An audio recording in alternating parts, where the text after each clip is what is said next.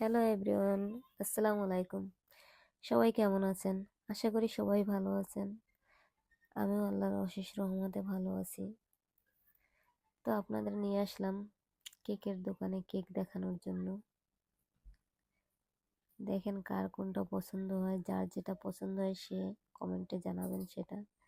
দেখি আমার পছন্দের সাথে আপনাদের পছন্দের কতটা মিল, এটা দেখার জন্যই ভিডিওটা। আর আজকের ব্লগটা কি নিয়ে তা ভিডিওর শুরুতেই বুঝছেন। আর এই দোকানটা হলো নারায়ণগঞ্জ চাষারা সুগন্ধা কেক হাউস, একদম রাস্তার বরাবরই কাছেই। দোকানটা অনেক সুন্দর, পরিবেশটা। আর বাসায় এসে দেখি ইয়ান আফিয়া গিফট খোলার জন্য ব্যস্ত। এদের জন্য বার্থডে গিফট পাঠাইছে, ইহান বাবুর ফুপা পাঠাইছে।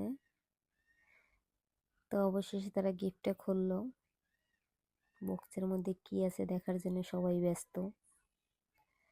তো সবই বার্থডে গিফট তার, মানে বার্থডে করার জন্য যা যা সামগ্রী লাগে সব কিছুই তার ফুপা পাঠিয়েছে। আরও অনেক কেক, বিস্কিট, অনেক কিছু পাঠিয়েছে। তার দোকানে যত যত কিছু থাকে সব কিছুই সেই হেনের জন্য পাঠায়, সব সময় পাঠায়। এটা নতুন কিছুই নয়। সব সময় তো ভিডিও করে দেখানো যায় না, কিন্তু এই বার্থডে উপলক্ষে যেটা পাঠিয়েছে এটা আপনাদের সাথে শেয়ার করলাম। তারাও গিফট পেয়ে অনেক খুশি। গিফট পেতে কার না ভালো লাগে, বড় মানুষেরও ভালো লাগে। এখনো আমারও ভালো লাগে গিফট পেতে, এখনো গিফট পেলে আমি অনেক খুশি হই। যাই হোক, দুলাভাই অসংখ্য ধন্যবাদ আপনাকে আমার ছেলেকে এত ভালোবাসার জন্য। অনেক কিছু করেন আপনি ওর জন্য, ভিডিওর মাধ্যমে বললাম, এমনি কখনো বলা হয় না। আর বাসায় দেখি তার নানু বিরিয়ানি রান্না করা কমপ্লিট হয়ে গেছে। সে আমার জন্য আর ওয়েটও করে নাই। বরাবরই ইহানের নানুই রান্না করে। আমি এতগুলো মানুষের বিরিয়ানি রান্না করতে আমার ভয় লাগে, এক কথায় যেটা আমি পারি না, আমি এইদিকে ব্যর্থ। তো ভাবি, তার ভাবি মানে তার নানু, তার ভাবি ডেকে আর কি। এদিকে সব রেডি, কেক কাটার জন্য তারা সবাই প্রস্তুত। কখন কেক কাটবে? তো দুইজনের দুইটা কেক, আমার ভাতিজির একটা, ইহানের একটা। তারা তো লোক খুব ভালো, এই জন্য একটাই হয় না, মানে তাদের আলাদা আলাদা করে দুটো দিতে হয়। যাই হোক, সবাই ফটোগ্রাফি করছে, কেউ ভিডিও করছে, যার যেটা দরকার সে সেটাই করছে। অনেক আনন্দময় মুহূর্ত। প্রতি বছরই এই দিনটা আমার জন্য এক বিশেষ দিন, কারণ এই দিনে আমার জীবনে এসেছিল আমার সবচেয়ে মূল্যবান সম্পদটা,